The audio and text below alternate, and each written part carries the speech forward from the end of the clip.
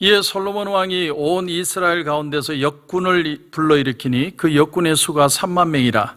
솔로몬이 그들을 한 달에 10,000명씩 번갈아 레바논으로 보내매 그들이 한 달은 레바논에 있고 두 달은 집에 있으며 아도니람은 감독이 되었고, 솔로몬에게 또 짐꾼이 7만 명이요 산에서 돌을 뜨는 자가 8만 명이며 이 외에 그 사역을 감독하는 관리가 3,300명이라. 그들이 일하는 백성을 거느렸더라. 이에 왕이 명령을 내려 크고 귀한 돌을 떠다가 다듬어서 성전의 기초석으로 놓게 하며 솔로몬의 건축자와 히람의 건축자와 그발 사람이 그 돌을 다듬고 성전을 건축하기 위하여 제목과 돌들을 갖추니라. 아멘. 인류의 불가사의 중에 애굽의 피라밋이라든지 스핑크스, 그런가 하면 메소포타미아의 행인 가든, 이런 여러 가지가 있는데 모든 건 사실 사람들이 다 한 것이죠. 인력으로 한 겁니다. 수많은 사람들이 동원이 돼서 돌을 깎고 나무를 옮기고 집을 짓고, 이런 사람들의 수고를 통해서 이런 놀라운 역사가 일어났다는 것이죠. 그리고 또한 이것은 뭘 보여주느냐면 그 당시에 그 정치가 그만큼 안정이 되고 경제가 안정이 되고 또 카리스마가 있는 리더십이 있었다 하는 것을 우리에게 보여줍니다. 예나 지금이나 아무리 지도자가 좋은 뜻이 있어도 그 일을 이루는 데는 백성의 마음을 얻어야 합니다. 누가 좋은 지도자냐? 내가 얼마나 카리스마가 있느냐? 나는 왕이다, 나는 대통령이다, 무조건 너희들은 나를 따라라, 억압하는 것이 카리스마가 있는 것이 아니고 그 백성들의 마음을 움직여서 그들로 하여금 마음이 감동되어서 스스로 즐겁고 기쁘게 그 일을 감당하게 하는 것이 진정한 리더십이다 하는 것입니다. 제2차 세계대전 때 소련은 공산주의고 교회를 핍박을 했죠. 그런데 나치 정권이 독일이 소련을 침공을 하죠. 그래서 소련의 모스크바가 위협을 당하고 레닌그라드도 포위를 당하게 되고, 그런가 하면 스탈린그라드가 포위되고, 이제 꼼짝없이 소련이 망하게 되었는데, 그때 이 스탈린이 교회의 협조를 구합니다. 왜냐하면 그 당시 믿는 성도들이 나라를 위해서 기도하고 있었거든요. 그래서 부탁하기를 이 나라를 위해서 좀 기도해 달라. 지금 나라가 위기에 있는데 당신들이 좀 기도해 줬으면 좋겠다. 그래서 2차 세계대전 당시에는 그렇게 핍박을 하던 소련이 오히려 기독교의 협조를 구하고 그 기도를 통해 결국은 나치 정권이 물러가게 되죠. 그러니까 여러분, 사람들의 마음을 얻어야 하는 겁니다. 무조건 억압하고 강요하고 내가 내 카리스마로 누른다고 해서 사람들이 따라오는 것이 아니라 온 국민이 힘을 합쳐서 한 마음이 될 때 즐거운 마음으로 그 일들을 이루어낼 수 있다는 것입니다. 한나라의 진시황은 우리가 잘 아는 대로 만리장성을 쌓았죠. 세계 불가사의 중에 하나가 만리장성인데 진시황은 그 당시에 강력한 군주였습니다. 아마 중국 역사상 가장 강력한 황제 중에 하나가 진시황일 겁니다. 그런데 이 만리장성을 쌓는 일은 너무나 지나치게 힘의 소모가 컸다는 것이죠. 중국 사람들이 진이 빠지도록 그 일을 감당을 했다는 겁니다. 또 하나는 만리장성을 쌓는 일은 불필요한 일이었다라는 것입니다.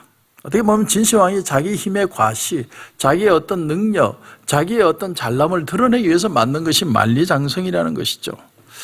사실은 만리장성이 적군을 막는데 결정적인 역할을 해주지는 못했다고 합니다. 왜냐하면 적군이 한 번도 만리장성 담을 넘어서 침범해 온 적이 없다는 것이죠.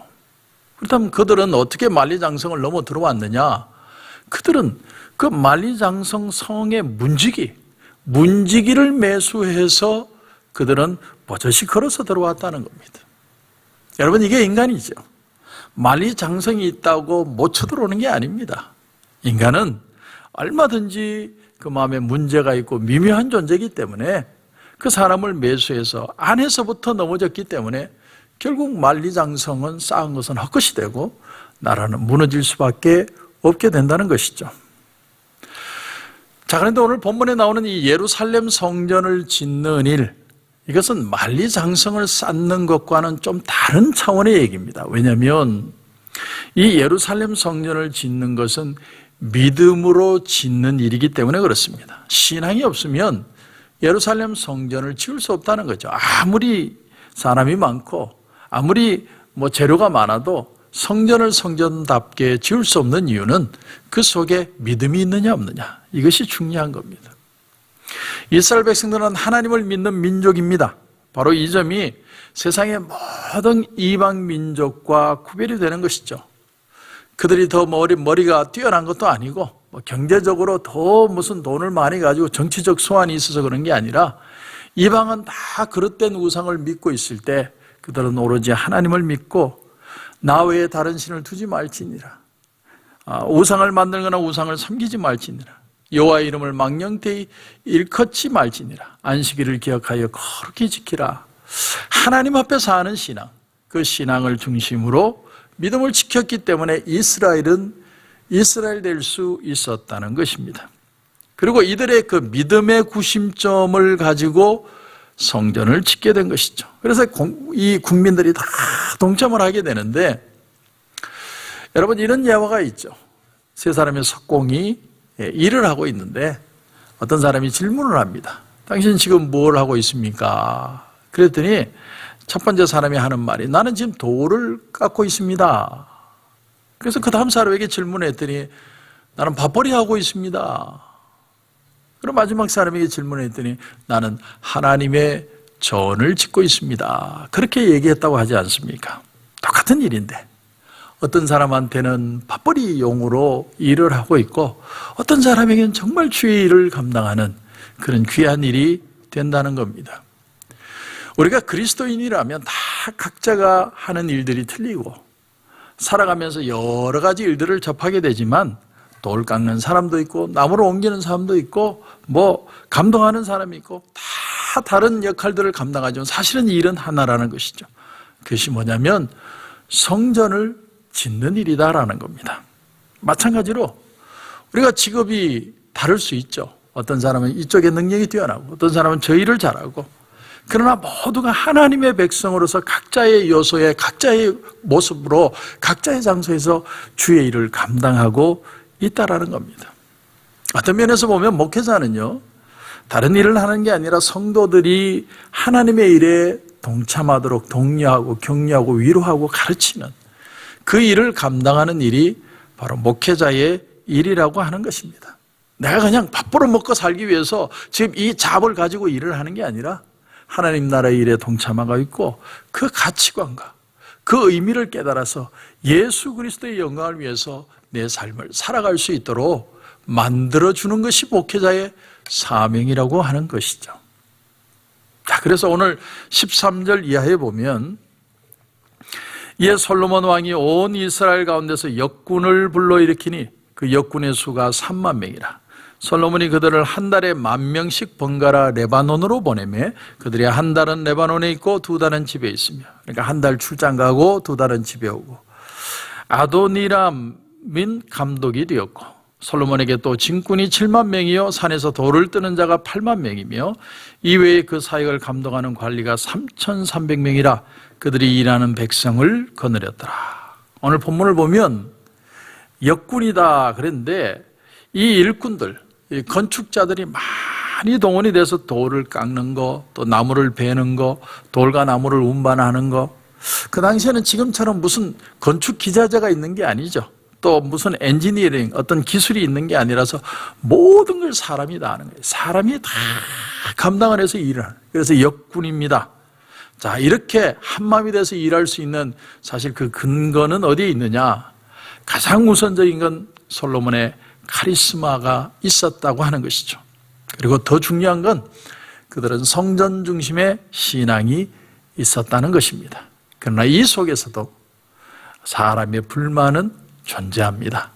그것을 이 아도니람이 느끼게 되죠.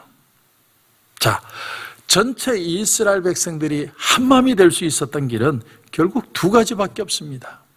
첫째는 겸손이고 둘째는 하나님의 말씀이었습니다.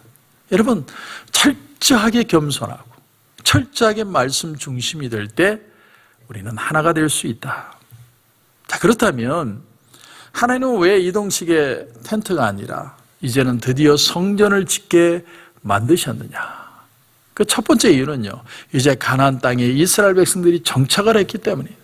이제는 뿌리를 내리고 그곳에서 일해서 내가 밥 벌어 먹고 살 수 있는 땅을, 축복의 땅을 얻었기 때문에 그 땅에서 이제는 하나님을 중심으로 살게 하기 위해서 하나님은 성전을 짓는 것을 허락해 주셨다는 겁니다. 이제는 성전 신앙을 중심으로 이제는 그것을 베이스로 해서 우리의 삶을 감당하게 하신 겁니다.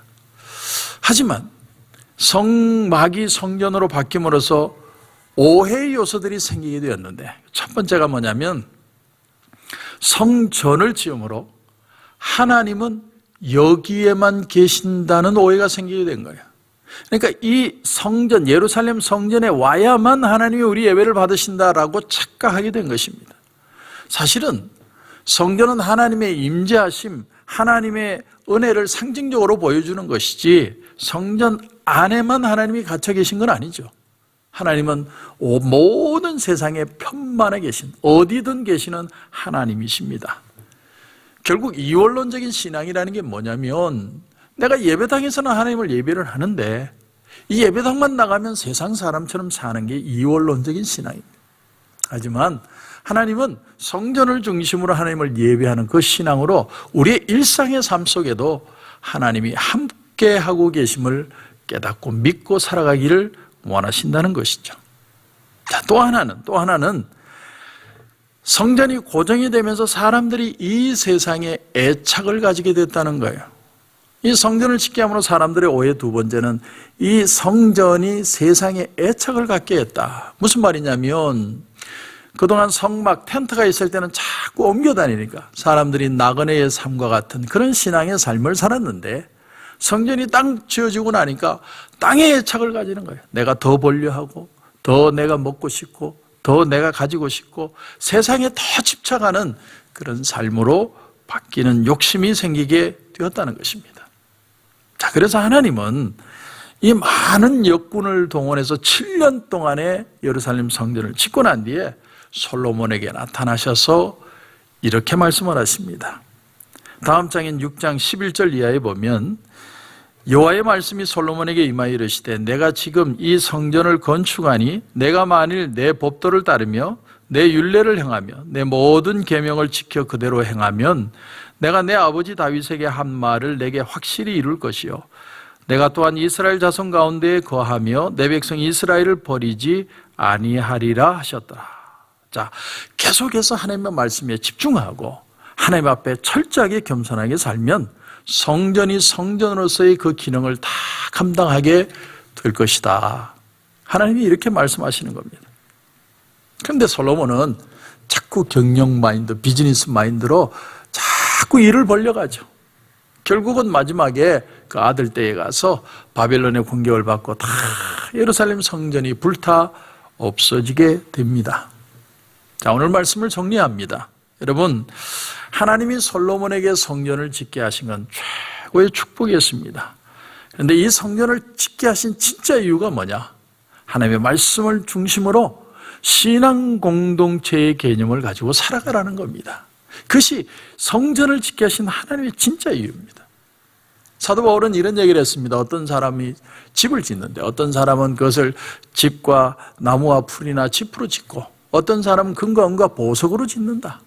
그런데 불에 타면 나무나 집과 그런 풀로 지은 집은 다 사라지고 금과 은과 보석과 같은 그런 공력만 남게 될 것이다. 뭘 말하냐면, 말씀을 중심으로 한 공동체, 말씀 앞에 겸손하고 철저하게 하나님 말씀 중심으로 살아가는 공동체만 존재한다는 것입니다. 여러분, 어떤 시대든 어떤 사회든 하나님은 오늘도 말씀하고 계십니다. 성전 중심으로 말씀하고 계십니다. 이걸 믿으십시오. 겸손하십시오.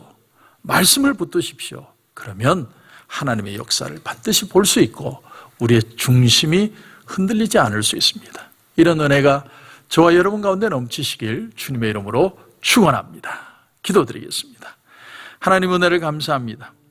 드디어 솔로몬은 예루살렘 성전을 짓습니다. 이스라엘 백성들이 40년 광야 생활을 하고 가나안 땅에 들어와서 드디어 하나님이 성전을 짓도록 그들에게 허락해 주십니다.